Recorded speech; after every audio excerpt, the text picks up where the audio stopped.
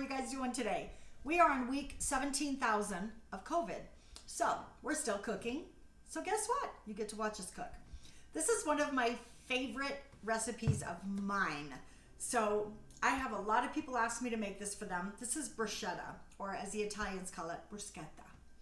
So there's a restaurant in Carson City that I love their bruschetta. It's called Garibaldi's. And I always made it at home. And then I went and saw the movie Julie and Julia. And I almost peed my pants when she was making the bruschetta because of the way she made the bread. I left there going, oh my gosh, I have to make this. So this is my recipe. I love it. There's only like one other place I've ever had better bruschetta. So we start with ciabatta bread. That's my favorite. It's a lighter bread. It has a few little holes in it, so it does leak a little bit, but no big deal. You can use whatever type of bread you want, like a sourdough French, but I like ciabatta. Fresh tomatoes. I prefer cherry tomatoes. So when cherry tomatoes are in season, I make this all the time because those are like candy to me. I just eat them. Fresh basil, capers that are optional, diced red onion, that's also optional, extra virgin olive oil, and it has to be really, really good quality. None of that, no offense, Star, but none of yours, or any of the other garbage olive oils out there. Sorry. Can you tell I'm not sponsored? And then we have balsamic glaze. I like a balsamic glaze. I was shocked to find out I didn't have any left. I must have eaten it on my salad. So I'm just using a nice balsamic vinegar. And then we have salt and pepper. So we have already started by slicing our bread about a half of an inch thick. To me, that seems like the best for toasting it or roasting it. We have, you know what else we forgot?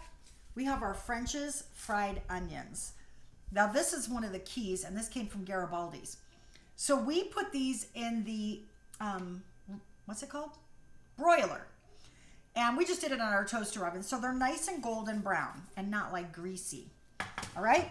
So we have our fresh basil, and we're going to chiffonade this just to make it look like that.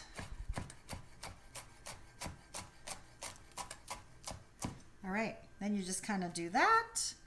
It's amazing.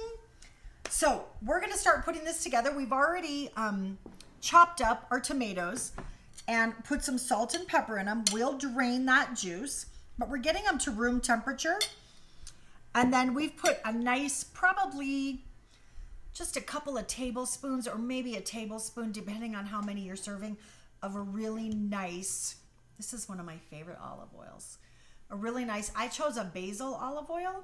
I get a shipment from Paso Olivo olive oil every 3 months.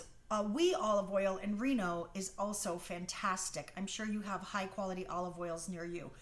The difference is astounding, and you will never go back to regular olive oil. All right, we're gonna get started on sauteing our bread. Okay, we have done our first batch. You can see it's nice and golden brown. Getting ready to turn our second batch. I have probably 2 tablespoons of butter, 1 to 2 tablespoons of butter, and probably 1 to 2 tablespoons of olive oil. This is probably a little bit too much for this batch because I don't have as much bread in it, but we'll let it sit here for a minute. But you want it a nice golden brown. So depending on how much bread you're doing, I would adjust your olive oil and butter accordingly. Less for less bread, obviously. All right, we're gonna take these out and we'll be back.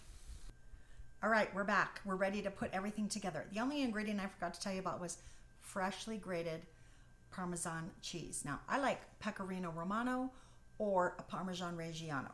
All right, so we have our bread here. We're gonna take, and I have a huge love of beautiful plates.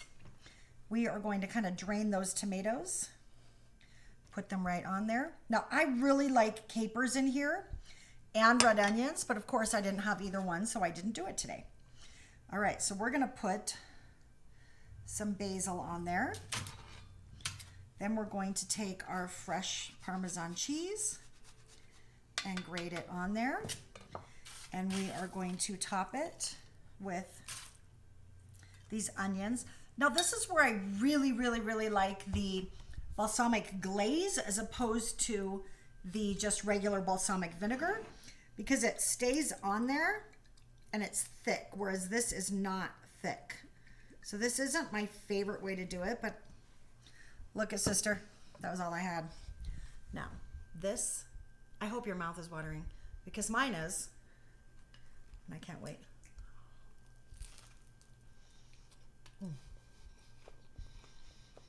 It needs the balsamic glaze. Enjoy. Bon appetit. God bless. Talk to you soon.